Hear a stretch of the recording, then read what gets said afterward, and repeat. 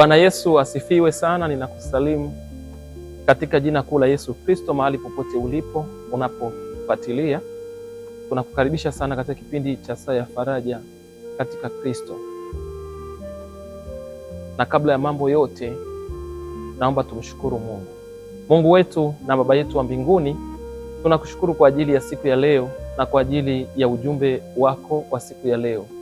Bariki ujumbe wa neno lako na bariki watazamaji wetu na wasikilizaji wanaoendelea kutufuatilia katika kipindi hichi cha Saa ya Faraja katika Kristo. Tunakusihi Roho yako Mtakatifu aziguse fahamu za kila mmoja wetu ili apate kuelewa kile ambacho unazungumza na maisha yake. Amen. Na tunalo somo jipya kabisa ambalo linazungumzia maombi ya kushughulikia vizuizi vya kiroho. Maombi ya kushughulika na vizuizi vya kiroho. Sasa hebu tuangalie kwa kifupi vizuizi ni nini. Vizuizi ni vikwazo vyovyote vinavyomzuia mtu kufikia mahali fulani au kitu kufika mahali fulani. Ndiyo maana ya vizuizi. Vizuizi ni vikwazo vyovyote vinavyomzuia mtu katika mahali, ni vikwazo vyovyote vinavyomzuia mtu kufika mahali fulani au vinavyozuia kitu fulani kufika mahali fulani.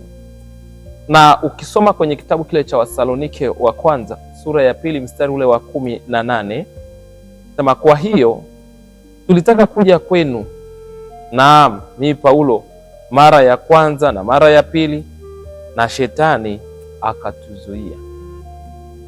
Kwa hiyo nimesema vizuizi ni vikwazo vyovyote vinavyomzuia mtu kufika mahali fulani au vinavyozuia kitu fulani kufika mahali fulani.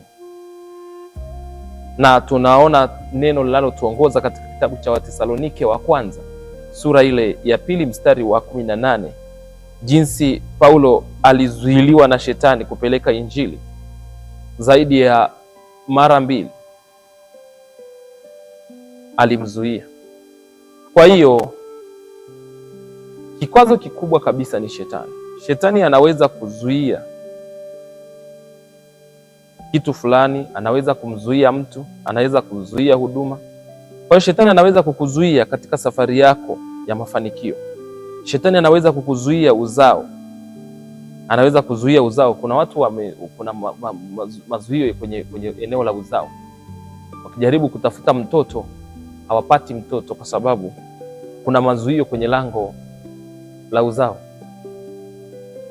Lakini kuna huduma nyingi ambazo zingekuwa zimefika mbali, lakini kuna mazuio ya kiroho ambayo adui amekuwa akiachilia kwa ajili ya kuzuia hizo huduma kusogea. Shetani pia anaweza kuzuia uchumi wa mtu au mafanikio ya mtu. Sasa katika kitabu cha Mathayo sura ile ya 8 mstari wa 28, sema naye alipofika ng'ambo katika nchi ya Wagerasi, watu wawili wenye pepo walikutana naye, wanatoka makaburini, wakali mno, hata mtu asiweze kupita njia ile. Hivyo pepo waliokuwa ndani ya wale watu walizuia, lakini walizuia njia. Kwa hiyo unaona kuna vikwazo vingine vinawekwa kwenye njia za mtu na shetani. Kwa hiyo kwa mfano, kama ni kwenye eneo la uzao, atakaa kwenye lango, kizuizi kitakuwa kwenye lango la uzao. Kama ni kwenye uchumi, kizuizi kitakaa kwenye malango yako ya uchumi. Na uchumi una malango yake. Malango ya uchumi, ukisoma katika kitabu cha Isaya 60 mstari ule wa 10 na 11, inasema malango yako nayo yatakuwa wazi daima, hayatafungwa mchana wala usiku, ili watu wapate kukuletea utajiri wa mataifa. Kwa hiyo adui anaweza kuweka kizuizi katika lango lako la biashara. Anaweza kuweka kizuizi katika lango lao uzao. Anaweza akaweka hicho kizuizi hata katika fikra za mtu. Kuna kitu kinaitwa lango la ufahamu. unaweza ukakamatwa kwenye ufahamu na ukaikiwa zuio kufanya maamuzi sahihi katika wakati sahihi, adui akabana jambo kama hilo. Sasa ni lazima ujifunze kuomba, na hatua ya kwanza lazima uombe maombi ya toba kwanza, kwa sababu kuna mahali unaweza wewe mwenyewe ukafanyika njia au kufanyika chombo cha kumpa adui nafasi ya kuweka mazuio katika maeneo haya. Shetani pia anaweza kuzuia majibu yako au baraka zako kutoka kwa Mungu yasikufikie kwa wakati uliokusudiwa. Na hii unaweza ukaona katika Danieli sura ile ya 10 mstari wa 11 mpaka wa 14. Danieli alizuiliwa majuma matatu, yani siku 21. Majibu yake yalijibiwa tangu siku ya kwanza, lakini yalizuiliwa siku 21 zilizopita. Kwa hiyo kuna watu wengi sana wamekuwa wakiomba, lakini wanaona kama Mungu amechelewa. Huenda majibu yako yalishatoka, lakini yamezuiliwa. Kuna vizuizi, roho ya vizuizi. Shughulika na roho ya vizuizi kwa njia ya maombi. Na unapokuwa unaomba, anza na maombi ya toba, kwa sababu huwezi kujua, shetani hawezi kukaa kwenye njia za mtu kama yeye hajampa nafasi. Tubu kwa ajili ya kitu chochote ambacho kimefungua mlango wa hicho kizuizi katika ulimwengu wa roho. Tubu kwa ajili ya jambo lolote ambalo limemkasirisha Mungu akaondoka kwenye maisha yako na baadhi ya neema na baraka zikazuiliwa. Lakini kama ni eneo la maombi majibu yamezuiliwa, endelea kuomba bila kukatiza, lakini badilisha mfumo wako wa maombi.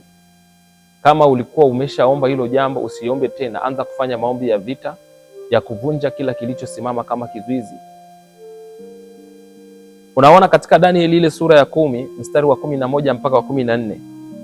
Akaniambia, Danieli, mtu upendwaye sana, yafahamu maneno nikwambiayo, ukasimame kiwima wima, maana kwako nimetumwa sasa. Na aliponiambia neno hili, nalisimama nikitetemeka. Ndipo akaniambia, usiogope Danieli, kwa maana tangu siku ile ya kwanza ulipotia moyo wako ufahamu na kujinyenyekeza mbele za Mungu wako, maneno yako yalisikiwa, nami nimekuja kwa ajili ya maneno yako. Lakini mkuu wa Uajemi alinipinga siku 21.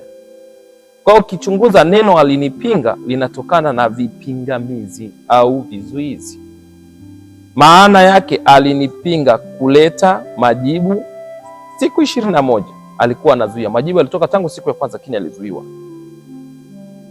Mungu anasema nini katika njia yenye kizuizi? Ukisoma Isaya 45 mstari wa 1 mpaka wa 5, anasema, nitakwenda mbele yako na kupasawazisha mahali palipoparuza.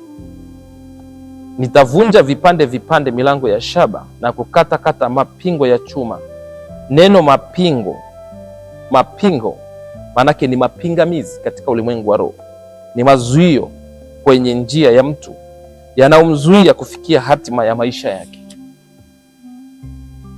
Kwa hiyo katika sehemu hii ya kwanza